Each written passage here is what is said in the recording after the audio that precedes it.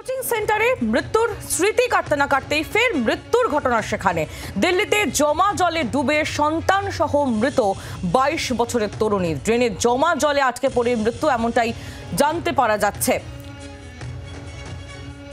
দিল্লিতে ফের একবার জলে ডুবে মৃত্যুর ঘটনা। আপনাদের মনে থাকবে কোচিং সেন্টারে যে মৃত্যুর ঘটনা ঘটে সেখানে 3 জন পড়ুয়ার মৃত্যু হয়।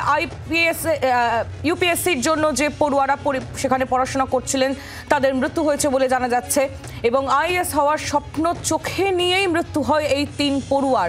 সেই মর্মান্তিক দুর্ঘটনার স্মৃতি কাটতে না কাটতেই এবার আবারও মৃত্যু, জলে ডুবে মৃত্যুর ঘটনা। এবার সেখানে মৃত্যু হলো 22 বছরের এক তরুণী এবং তার সন্তানের। বিস্তারিত আমরা জানবো। রাজীব চক্রবর্তী আমাদের প্রতিনিধি রয়েছেন আমাদের সঙ্গে টেলিফোন লাইনে। রাজীব, ফের একবার জলে ডুবে মৃত্যুর ঘটনা, ঠিক কিভাবে ঘটলো এই মর্মান্তিক দুর্ঘটনা? আর সেই একই সঙ্গে প্রশ্ন তো উঠছে দিল্লি সরকারের ভূমিকা নিয়েও।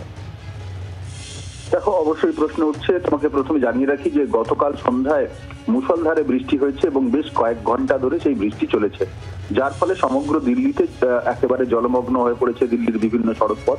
আর এই কারণেই কিন্তু পূর্ব দিল্লির গাজীপুর এলাকায় গতকাল এই ঘটনাটি ঘটেছে, যেখানে পুলিশ সূত্রে জানা যাচ্ছে যে গতকাল সন্ধ্যার পরে 22 বছরের এক তরুণী এবং তার সদ্যজাত সন্তান তারা একটি ড্রেনে, একটি নিকাশির মধ্যে পড়ে যায় এবং সেখানে তাদের মৃত্যু হয়। জলে আটকেই এবং জলের মধ্যে ডুবেই তাদের মৃত্যু হয়।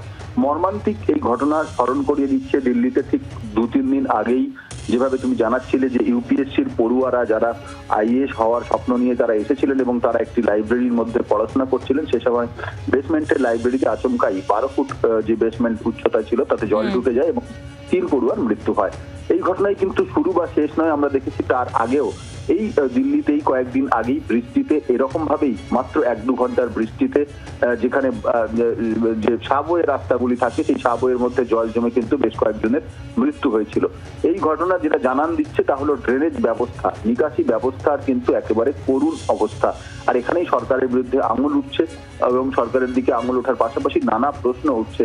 দিল্লি দেশের রাজধানী, সেখানে জনজীবনের যে মান সেটাকে অনেক উন্নত বলে দাবি করা হয়, আর এখানে দেখা যাচ্ছে মাত্র 1-2 ঘন্টার বৃষ্টিতেই জমা জলে পড়ে মানুষের মৃত্যু হচ্ছে। এবং গতকাল সন্ধ্যায় যে ঘটনা ঘটেছে তা অত্যন্ত মর্মান্তিক ঘটনা। এক 22 বছরের তরুণী, তিনি বেরিয়েছিলেন বাড়ি থেকে, আর সে সময় তার ড্রেনে পড়ে তার এবং তার সদ্যজাত সন্তানের মৃত্যু হয়েছে। রাজীব, এখানেই প্রশ্ন আসছে যে ছবিও আমরা দেখতে পাচ্ছি যে এই যে ড্রেন তার মুখটা খোলা রয়েছে, আর এখান থেকে তো প্রশ্ন উঠছে যে এমন গভীর ড্রেন যদি রাস্তায় থাকে, যেমন স্বাভাবিক থাকাটা, সেই ড্রেনের মুখটা কেন খোলা?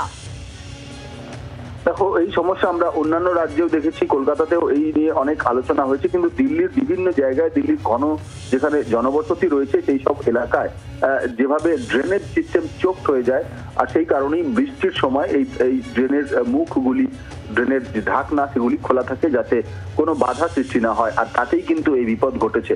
এই ঘটনা আরো যে কোনো জায়গায় ঘটতে পারে, তার কারণ প্রশাসন এবং স্থানীয় যারা মিউনিসিপ্যাল কর্পোরেশন রয়েছে তাদের তৎপরতা, তাদের যে তাদের দায়িত্ব সেগুলি তারা পালন করেননি, আর সেই কারণে এই ঘটনা ঘটেছে। আর এক্ষেত্রে খুব স্বাভাবিকভাবেই দিল্লি সরকারের উপরে চাপ বাড়ছে, একেবারে দিল্লি সরকারের উপর চাপ বাড়ছে। রাজীব, আর প্রশ্ন উঠছে যে কেন রাজধানী, দেশের রাজধানীতে সেখানে জীবনযাত্রার মান এতটা অনুন্নত? তুমি আমাদের সঙ্গে থাকো। বাংলার আওয়াজ, বাঙালির আবেগ, জি 24 ঘন্টা।